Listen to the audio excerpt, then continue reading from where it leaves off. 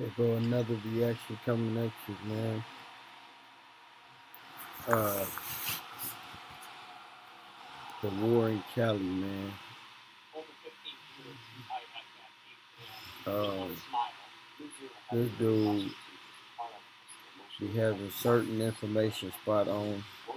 Certain information, I'ma say, not all, but he has certain information spot on. Um,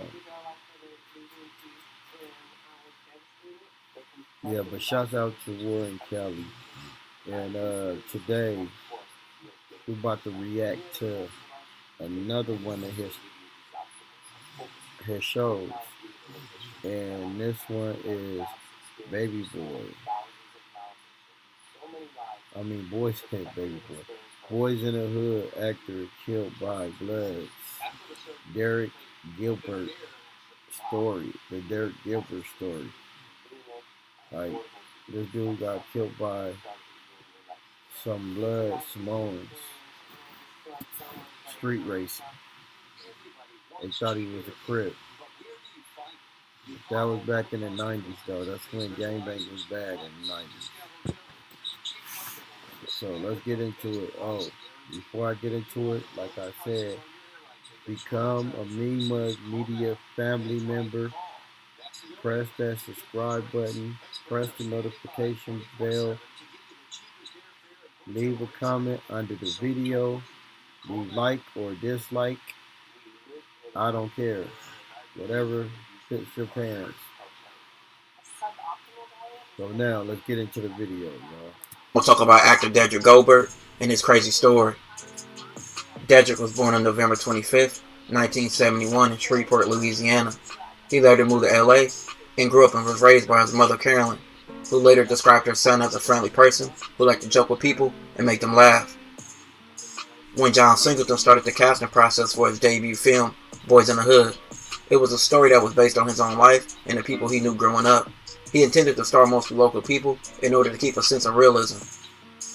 The movie depicted the lives of three young African-American men growing up in South Central LA. The film starred Ice Cube as Doughboy, Morris Chestnut as Ricky, and Cuban Gooding Jr. as Trey. John Singleton would meet Derek, and the two would strike up a friendship. And when John Singleton had written a script for Boyz in the Hood, he offered Derek a role as Dookie, who was a close friend and member of Doughboy's, Ice Cube's gang. Dedrick's portrayal of Dookie is best remembered for his iconic pacifier, which his character used throughout the whole movie. It is said Dedrick had actually sucked on pacifiers in real life in an effort to quit from smoking. John Singleton thought it was a good thing to use in the movie, so it was in the film. His role in Boyz in the Hood was the start of his acting career. The film would prove to be both a financial and critical success, and was praised for its emotional acting and powerful writing. It was nominated for Best Director and Best Original Screenplay, making John Singleton the youngest person and the first African American to be nominated for Best Director. During the editing process for Boyz in the Hood, John Singleton started writing Poetic Justice. This movie later starred Janet Jackson as Justice and Tupac as Lucky. The movie followed the story of them becoming acquaintances who didn't like each other, and after a long trip set up by their friends, they would build a relationship.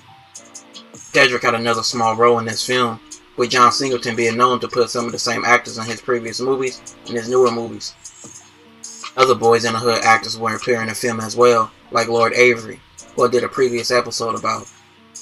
Dedrick's small role was a friend of Tupac's, which both men would have a convo about Dedrick committing a crime and him driving away after talking to Tupac. With two acting roles under his belt, Dedrick would act in what would be his last role in John Singleton's film, Higher Learning.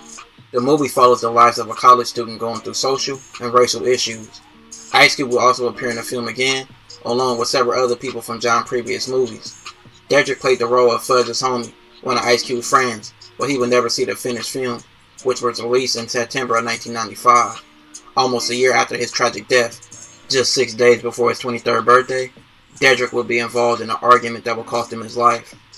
During the early morning hours of November 19, 1994, Dedrick, along with his girlfriend Jenny, his friends Ignacio, Christine, Herman, and a group of others attended a legal street race in Mariloma. During a race that Ignacio participated in, another vehicle pulled in front of him, which caused him to brake to avoid a collision. He then got out of his car and began arguing with the other driver, who was described as a Latino man. The two men then started fighting, which led to Ignacio getting jumped by a group of Latinos, but this ended with the police showing up. A A few blocks away, at a pizza parlor, the two groups were running to each other, which led to the Latino group pulling out a strap, but decided just to leave and not do anything. Dedrick and his group would then decide to leave, which they would then run into several Bloods, which was a group around 15 to 20 from a gang called ABC. They were sitting outside the pizza parlor. This situation would be bad. It was said that Dedrick was drunk and he ended up bumping heads with the Blood group, which he ended up wrecking Crip on him, which the Bloods didn't respond good to. The Blood members would start to jump Derek, which they said they did because he had a strap on him. This would lead to Jenny, Christine, and Nelson trying to jump in to stop the fight. They would all get jumped as well. Then Christine next would say all she heard was multiple shots being fired, and the shooter was said to be Sonny from ABC. Sonny was said to stood over Derek and Ignacio after they got a bad beating and shot them. Jenny tried to stop the shooting, which led to her getting shot in the neck, which left Jenny paralyzed. Both Ignacio and Derek lost their lives. Derek took multiple shots to the head at the range of 2 feet away. After receiving several tips, Sonny was later arrested on December 12, 1994. Sonny's alibi was that he was with his girlfriend that night, but a lot of his gang snitched on him, saying he was the shooter, killing that alibi. Jenny later testified at trial, describing her account and the pain she goes through, saying how Sonny ruined her life and several others, and how she couldn't even feel anything below her chest. Sonny would be sentenced to death on May 27, 1999, putting him on death row. After 23 years, Governor Newsom signed the bill, which got many inmates off death row, including Sonny. Dedrick was only 22 years old before his life was cut short, which it could have been a promising career. RIP to him. This will conclude this episode. See, that's a lot of shit I didn't even know. A lot of information I did not know about. But that's crazy though. Yeah. I guess I know about it now. Damn, bro.